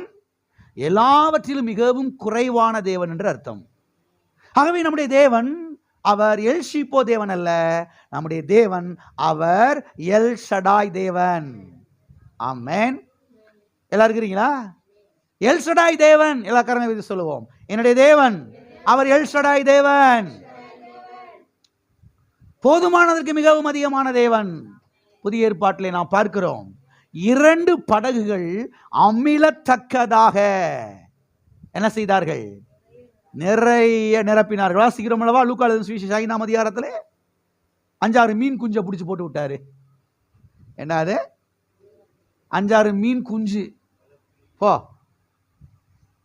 எங்க ஊர்ல சொல்லுவாங்க, டே ஆற்றுல தண்ணி வற்றி போச்சா, எல்லாரும் மீன் குஞ்சு பிடிக்கிறாங்க நினைச்சிங்க, போங்கடா, ஆளுக்கு ஒரு வலையை தூக்கிட்டு போங்கடா, சட்டி கிட்டி தூக்கிட்டு போங்கடா, போய் 5-6 மீன் குஞ்சு நினைச்சிங்க. கர்த்தர் என்ன அந்த 2 படகுலையும் 5-6 மீன் குஞ்சு அப்படி போட்டு விட்டார் நினைக்கிறீங்களா? 2 படகுகள் அமிழத்தக்கதாக வேதவசனம் சொல்லுகிறது. வலை கிழிந்து போகத்தக்கதாக. படகு அமிழாம பார்த்துக்கிட்டாரு, வலையும் கிளியாம பார்த்துக்கிட்டாரு, நிரப்பவும் செஞ்சிட்டாரு. நம்முடைய தேவன் யார் என்பதை தெரிந்து கொள்ளுங்கள். நம்ம எப்படிப்பட்ட தேவனை ஆராதிக்கிறோம். ஹல்லேலூயா. புதிய ஏற்பாட்டிலே பார்க்கிறோம், 6 கற்சாடி தண்ணீர், 6 கற்சாடி தண்ணீர் திராட்சரசமாய் மாறினது. கிட்டத்தட்ட 900 லிட்டர் திராட்சரசம். ஆமென். நம்முடைய தேவன் போதுமானதற்கு மிகவும் அதிகமான தேவன், எல் ஷடாய் தேவன். சத்தியவேதத்திலே பார்க்கிறோம், 5 அப்பம் 2 மீனை ஆசீர்வதித்து அதை 5000 பேருக்கு பங்கிட்டு கொடுத்தார். புருஷர்கள் மாத்திரம் 5000 பேர், புருஷர்கள் மாத்திரம் 4000 பேர். குடியிருந்த மக்கள் கிட்டத்தட்ட 20000 பேர்லேருந்து பாருங்க அதிகமான பேர் இருப்பார்கள் என்று வேத வல்லுநர் கணக்கப்பட்டு சொல்லுகிறார்கள். இருந்தது 5 அப்பம் 2 மீன், ஆசீர்வதித்து பெருக்கி அவர்களுக்கு பங்கிட்டு கொடுத்தார் என்று பார்க்கிறோம்.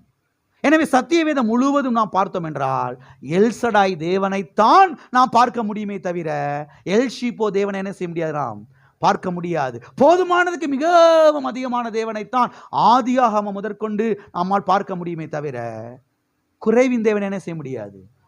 2 பேருக்கு 4 பெரிய ஆறு, பெரிய ஏதேன் தோட்டம், பொண்ணு கிடக்குது, எல்லாம் விளைஞ்சு கிடக்குது. எத்தனை பேருக்கு? நம்முடைய தேவன் ஏராளமானவர், தாராளம் மாணவர். ஹல்லேலூயா. ஆனால் இன்றைக்கு அநேக கிறிஸ்தவர்கள் என்ன சொல்லுகிறார்கள் என்றால், ஏழ்மைதான் வாழ்க்கையின் உயர்ந்த நிலை என்று சொல்லுகிறார்கள். ஏழ்மைதான் வாழ்க்கையின் உயர்ந்த நிலை. ஏழ்மைதான் நம்மை தேவனிடத்திலே நெருங்கி சேர பண்ணும், ஏழ்மைதான் நம்மை தேவனிடத்திலே கிட்டி சேர பண்ணும் என்று சொல்லுகிறார்கள். ஏழ்மைதான் பரிசுத்த வாழ்க்கையின் உச்சகட்டம், ஏழ்மைதான் பரிசுத்த வாழ்க்கையின் உயர்ந்த நிலை என்று இன்றைக்கு அநேக கிறிஸ்தவர்கள் சொல்லுகிறார்கள். இது முற்றிலும் தவறு என்பதை சத்தியவேதத்திலிருந்து நீங்கள் புரிந்து கொள்ள வேண்டும். ஏனென்றால் இப்படிப்பட்ட காரியங்கள் நம்முடைய ஆசீர்வாதத்தை அது திருடிவிடும். இப்படிப்பட்ட காரியங்கள் நம்முடைய பொருளாதார காரியத்திலே ஒரு தடை ஏற்படுத்திவிடும். ஆமென். ஏழ்மைதான் பரிசுத்த வாழ்க்கையின் உச்சகட்டம், ஏழ்மைதான் பரிசுத்த வாழ்க்கையின் உயர்ந்த நிலை என்று சொல்வது முற்றிலும் தவறு என்பதை சத்தியவேதத்திலே நீங்கள் என்ன செய்ய வேண்டும்? கவனிக்க, சத்தியவேதத்திலிருந்து கற்றுக்கொள்ள வேண்டும். ஹல்லேலூயா. ஒரு முறை பாருங்க, கென்னத் ஹேகின்ங்கிற இந்த பிரசங்கியார் தேவனிடத்தில் போய் ஒரு நாள் புலம்புனாராம். பாருங்க, என்ன புலம்புனாராம்? பண விஷயத்தில் எனக்கு குறைவு இருக்குது, பண விஷயத்தில் நான் கீழான நிலையிலே நான் இருக்கிறேன், நான் ஏன் குறைவில் இருக்கிறேன் ஆண்டவரே எனக்கு தெரியலையே, எல்லாரும் நல்லா இருக்கிறாங்களே, நான் மட்டும் பண விஷயத்தில் ரொம்ப குறைவில் இருக்கிறேனே, தாழ்ந்த நிலையில் இருக்கிறேனே, ஏன் பண விஷயத்தில் நான் கஷ்டப்படணும், ஏன் பண விஷயத்தில் நான் தாழ்ந்த நிலையில் இருக்கணும், நான் உங்களுடைய ஊழியத்தை தானே ஆண்டவரை செய்கிறேன், நான் வேணா வேறு எதுவுமா வேறு யாருக்குமா ஊழியம் செய்கிறேன், உங்களுடைய ஊழியத்தை தானே நான் செய்கிறேன், உங்களுடைய ஊழியத்தை செய்கிற நானா இவ்வளோ கஷ்டப்படணும், சாப்பாட்டுக்கு வழி இல்லாமல், கஞ்சிக்கு வழி இல்லாமல், பிள்ளைகளுக்கு பால் வாங்கி கொடுக்க முடியாமல், ஸ்கூல் ஃபீஸ் கட்ட முடியாமல், பிள்ளைகளுக்கு பால் வாங்கி கூட கொடுக்க முடியல, பிள்ளைகளுக்கு ஷூ வாங்கி கொடுக்க முடியல, நல்ல ஒரு கார் இல்லை, பெட்ரோல் கூட போட முடியல, ஒரு ஓட்ட காருக்கு கூட, ஏன் இவ்வளோ தாழ்ந்த நிலையில் இருக்கிற ஆண்டவரை, ஏன் பண விஷயத்தில் நான் கஷ்டப்படுறேன்னு சொல்லி ஆண்டவர்கிட்ட பாருங்க அப்படியே இருதயத்தை ஊற்றி அப்படி புலம்புனாராம் பாருங்க. அப்பொழுது கர்த்தர் இவர்கிட்ட பேச ஆரம்பிச்சாராம். கர்த்தர் சொன்னாராம், ஹேகின், வியாதி வந்தால் நீ என்னையும் என் வார்த்தையையும் விசுவாசித்து விசுவாசத்தை பயிற்சி செய்து சுகத்தை நீ பெற்றுக்கொள்ளுகிறாய். அவர் சொன்னார் பாருங்க, வியாதி வந்த உடனேயே, வியாதியின் அறிகுறி வந்த உடனேயே உடனே நீ என்னையும் என்னுடைய வார்த்தையை விசுவாசித்து விசுவாசத்தை ஆப்ரேட் பண்ணி விசுவாச அறிக்கைகளை செய்து உடனடியாக நீ சுகத்தை பெற்றுக்கொள்ளுகிறாய். ஆனால் பண விஷயத்தில், பொருளாதார விஷயத்தில் நீ என்னையும் என் வார்த்தையையும் விசுவாசித்து விசுவாசத்தை நீ பயிற்சி செய்ய மாட்டேங்கிறையே அப்படின்னு கர்த்தர் இவர்கிட்ட சொன்னாராம் பாருங்க. சரீர சுகத்தை பெற்றுக்கொள்வது எப்படி என்பது உனக்கு விளங்குகிறது. நீ கர்த்தரை விசுவாசிக்கணும், கர்த்தருடைய வார்த்தையை விசுவாசிக்கணும், அவருடைய கல்வாரி பாடுகளை விசுவாசிக்கணும், அவருடைய தழுமை விசுவாசிக்கணும், விசுவாச அறிக்கை பண்ணணும், கர்த்தருடைய வார்த்தை வாயை திறந்து பேசணும். இப்படிலாம் செஞ்சா சரீர சுகத்தை நான் பெற்றுக்கொள்ள முடியும் என்பது உனக்கு விளங்குது. ஆனால் பண விஷயத்தில் மாத்திரம், பொருளாதார விஷயத்தில் மாத்திரம் இந்த விஷயம் ஏன் உனக்கு விளங்க மாட்டேங்குது அப்படின்னு கர்த்தர் கேட்டாராம் பாருங்க. சரீர சுகத்தை பெற்றுக்கொள்வது எப்படியோ அப்படித்தான் பொருளாதார விஷயத்திலேயும் பணத்தை என்ன செய்கிறது நீ பெற்றுக்கொள்வது. சரீர சுகத்தை பெற்றுக்கொள்வதற்கு எப்படி விசுவாசத்தை நீ செயல்படுத்துகிறாயோ இதை போலவே பொருளாதார விஷயத்திலும் விசுவாசத்தை நீ செயல்படுத்த வேண்டும் என்று கர்த்தர் அன்றைக்கு கற்றுக் கொடுத்தாராம். அநேக கிறிஸ்தவர்கள் பண விஷயத்திலே ஆசீர்வதிக்கப்படாமல் இருப்பதனுடைய காரணம் இதுதான். அருமையான தேவனுடைய பிள்ளைகளே, அவர்கள் சரீர சுகத்தை பெற்றுக்கொள்வதற்கு கர்த்தருடைய வார்த்தை விசுவாசத்தை செய்வாங்க, சுகத்தை பெற்றுக்கொள்வாங்க. ஆனால் பண விஷயம் மாத்திரத்தில் விசுவாசிக்க மாட்டாங்க, கர்த்தருடைய வார்த்தை விசுவாசிக்க மாட்டாங்க, விசுவாச அறிக்கைலாம் செய்ய மாட்டாங்க, சில காரியங்கள் அவங்க பண்ணுறதே கிடையாது. கர்த்தரா பார்த்து ஆசீர்வதிக்கலைன்னா போகட்டும்ன்ற மாதிரி அவங்க இருந்துருவாங்க. ஆனால் நீங்கள் கவனிக்கணும், சரீர சுகத்தை பெற்றுக்கொள்வது எப்படியோ அப்படித்தான் பண விஷயத்திலேயும். சரீர சுகத்தை பெற்றுக்கொள்வதற்கு எவ்வாறு அவரை விசுவாசிக்கிறோம், அவருடைய வார்த்தை விசுவாசிக்கிறோம், அவருடைய தழும்பை விசுவாசிக்கிறோம், அவருடைய காயங்களை விசுவாசிக்கிறோம், அவருடைய வார்த்தை விசுவாசிக்கிறோம், விசுவாச அறிக்கை பண்ணுகிறோம். இதை போலத்தான் பண விஷயத்திலையும் கூட. ஆமென், ஹல்லேலூயா. ஆகவே பணத்துக்காக, பொருளாதாரத்திற்காக நீங்கள் தேவனை விசுவாசிக்க வேண்டும். ஆமென். இதற்காக விசுவாசத்தை நீங்கள் ஆப்ரேட் பண்ண வேண்டும். எத்தனை பேர் விசுவாசத்தை ஆப்ரேட் பண்ண போறீங்க? ஹல்லேலூயா. எனவே நாம் செழிப்பதற்கான முதல் திறவுகோல் தேவனை குறித்த சரியான அறிவு. ஆமென். நசீர் சித்திக் என்கிற ஒரு பிரசங்கியாருடைய புஸ்தகத்தை நான் வாசித்துக் கொண்டிருந்தேன் பாருங்க, பல வருஷத்துக்கு முன்பதாக. நசீர் சித்திக் ஒரு முஸ்லீம் சகோதரன், பல வருடங்கள் முன்பதாக ஆண்டவராய் இயேசு கிறிஸ்துவை விசுவாசித்து ஏற்றுக்கொண்டு அப்புறம் ஒரு ஊழியக்காரர் ஆனார். ஒரு புஸ்தகங்களை நிறைய எழுதியிருக்கிறார். அதில் ஒரு புஸ்தகம் தான் அந்த புஸ்தகம். நசீர் சித்திக் என்கிற இந்த பிரசங்கியார் சொல்லுகிறார், ஒரு நாள் அவர் ஜெபித்து கொண்டிருந்தாராம் பாருங்க, அவருடைய ஜெப அறையில் ஜெபித்து கொண்டிருந்தாராம். அப்படி ஜெபித்து கொண்டிருந்த பொழுது கர்த்தர் இவர்கிட்ட வந்து சொன்னாராம், நசீர், நீ இத்தனை வருஷமா செய்து கொண்டிருக்கிற இந்த ஊழியத்தில்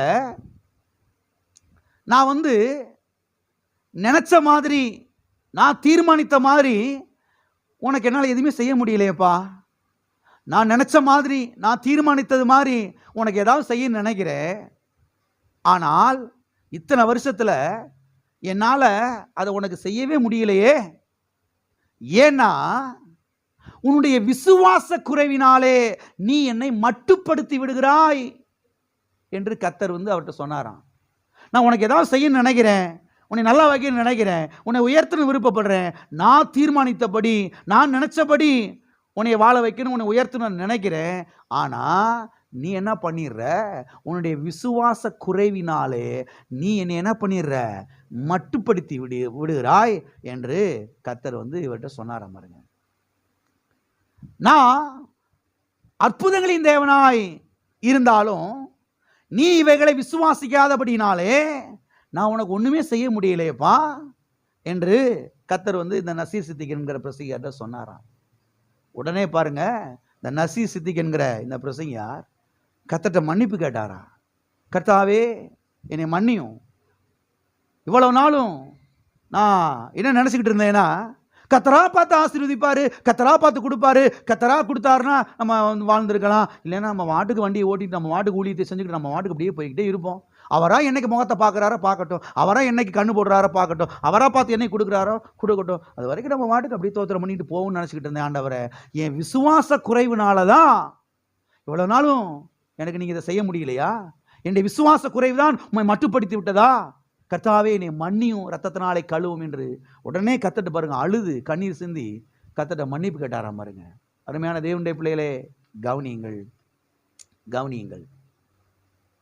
நசீர் சித்திக் சொல்லுகிறார், நான் உம்மை மட்டுப்படுத்தி விட்டேன் ஆண்டவரே, இனி ஒரு நாளும் நான் உண்மை என்ன செய்ய மாட்டேன், மட்டுப்படுத்த மாட்டேன் ஆண்டவரே. விசுவாச குறைவு ஆண்டவரே, என்னை மன்னியும், இனி ஒரு நாளும் நான் உமக்கு தடையா என்ன செய்ய மாட்டேன், இருக்க மாட்டேன். நீர் தீர்மானித்தபடி நீர் எனக்கு செய்யும், அதற்கு நான் இடம் கொடுக்கிறேன் என்று அன்றைக்கு அவர் ஜெபித்தாராம் பாருங்க. கவனிங்க, இதை போலத்தான் தேவன் இன்றைக்கும் அநேகருடைய வாழ்க்கையிலே, பண விஷயத்திலே, பொருளாதார விஷயத்திலே அற்புதங்களை செய்ய அவர் விருப்பப்படுகிறார்.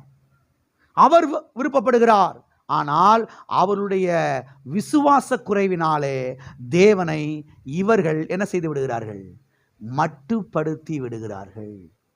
அந்த வசனத்தை இன்றைக்கு நான் வாசித்து முடிப்போம். அடுத்த வாரத்தில் இந்த வசனத்தில் நாம் தொடருவோம். ஆமென். வாசிப்போம். உபாகமம் 1ஆம் அதிகாரம் 32வது வசனம், 33வது வசனம்.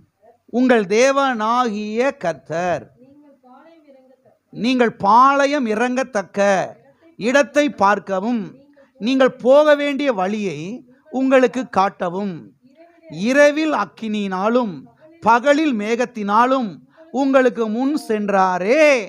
இப்படி இருந்தும் இந்த காரியத்தில் நீங்கள் அவரை விசுவாசியாமல் போனீர்கள். இந்த காரியத்திலே, இந்த விஷயத்துல நீங்க தேவனை மட்டுப்படுத்திட்டீங்க. இந்த விஷயத்துல நீங்க தேவனை விசுவாசிக்கல. மேகஸ்தம்பத்தை வச்சாரு, அக்னி ஸ்தம்பத்தை வச்சாரு. எதுக்காக? பாலும் தேனும் ஓடுகிற நலமும் விசாலவுமான கானான் தேசத்துல உங்களை கொண்டு போய் சேர்ப்பதற்காக. அப்ப தேவனுடைய பிளான் என்ன, தேவனுடைய திட்டம் என்ன? இஸ்ரவேல் மக்கள் வனாந்தரத்திலே கடந்து சாவது தேவனுடைய திட்டம் அல்ல.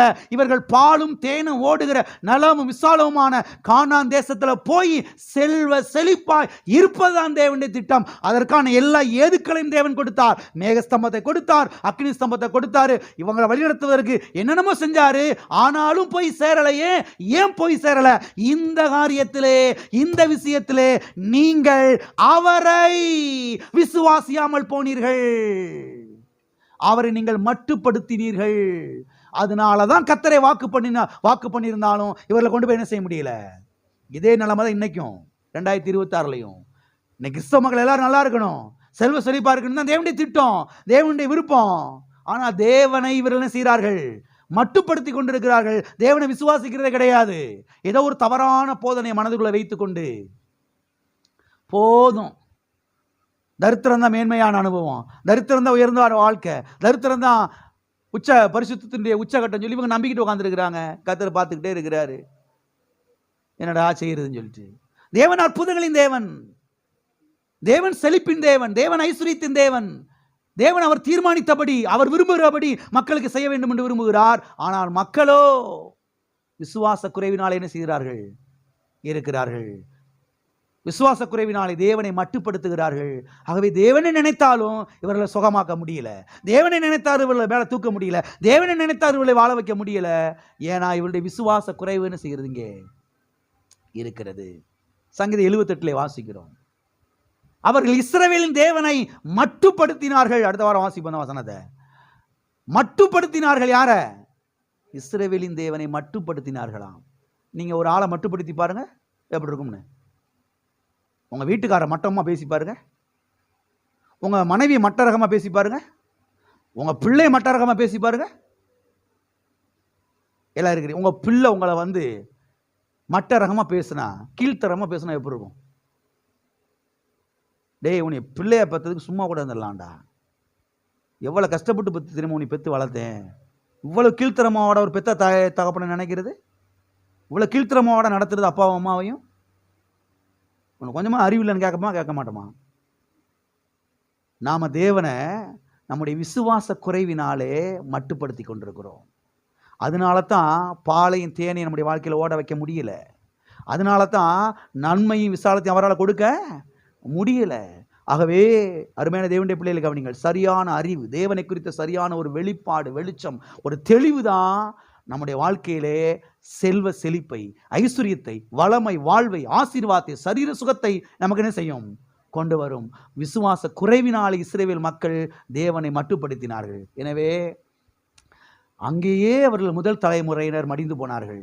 அடுத்த 2வது தலைமுறையினர் தான் எங்க போய் சேர்ந்தாங்க? பாலும் தேனும் ஓடுகிற நல விசாலமான கானான் தேசத்திலே. ஆகவே கர்த்தர் இன்றைக்கு நமக்கு சொல்லுகிறார், விசுவாச குறைவினாலே என்னை மட்டுப்படுத்தாத. நான் அற்புதங்களின் தேவன், நான் அதிசயங்களின் தேவன், நான் ஏராளத்தின் தேவன், நான் தாராளத்தின் தேவன். உனக்கு நான் நல்லா செய்ய விருப்பப்படுறேன், நீ விசுவாசி. ஆமென். எல்லா கண்களை மூடி நாம் ஜெபிப்போம். அடுத்த வாரத்தில் தொடர்ந்து பார்க்கலாம். ஹல்லேலூயா, ஹல்லேலூயா. சுக விஷயத்திலே நாம் தேவன் இன்னார் என்பதை அறிந்து கொள்ள வேண்டும். பொருளாதார விஷயத்திலே நாம் தேவன் இன்னார் என்பதை அறிந்து கொள்ள வேண்டும். ஹல்லேலூயா. அறிந்து கொள்ள விசுவாசம் பெருகும். விசுவாசம் பெருக பெருக அவர் தீர்மானித்தபடியே, அவர் திட்டமிட்டபடியே அவர் நமக்கு செய்வார். ஓ தேவனே, நீர் ஒரு கஞ்ச பிசுனாரி அல்ல, நீர் பிதுக்கி கொடுக்கிற தேவன் அல்ல, நீர் ஏராளத்தின் தேவன், தாராளத்தின் தேவன். ஆண்டவர் மகிமை ஐஸ்வரியத்தை உடைய தேவன். கர்த்தாவே, எங்களுடைய விசுவாச குறைவினாலே நாங்கள் உம்மை மட்டுப்படுத்தி விடக்கூடாதே. கர்த்தாவே, இவ்வளவு நாளும் என் வாழ்க்கையில் சில காரியங்கள் நடக்காமல் போனதுக்கு காரணம் என்னுடைய விசுவாச குறைவாக இருக்குமோ? எனக்கு உதவி செய்யுங்க ஆண்டவரே. என்னுடைய விசுவாச குறைவினாலே ஒரு நாள் இனிமேல் உம்மை நான் மட்டப்படுத்த மாட்டேன், நான் உமக்கு தடையா இருக்க மாட்டேன்பா. நீர் தீர்மானித்தபடி, நீர் விரும்புகிறபடி எனக்கு செய்யும். ஒப்பு கொடுக்கிறேன், நாவை சரி பண்ணுகிறேன். ஓ ஹல்லேலூயா. தகப்பனே, இயேசு நாமத்தில் உம்முடைய சமூகத்தில் வருகிறோம். ஆசீர்வதிக்கப்பட்ட அந்த வேலைக்காய் நன்றி. ஓ தேவனை குறித்த ஒரு அறிவு, ஒரு வெளிப்பாடு, வெளிச்சம் எங்களுக்கு உண்டாகும்படியா நாங்கள் ஜெபிக்கிறோம்ப்பா.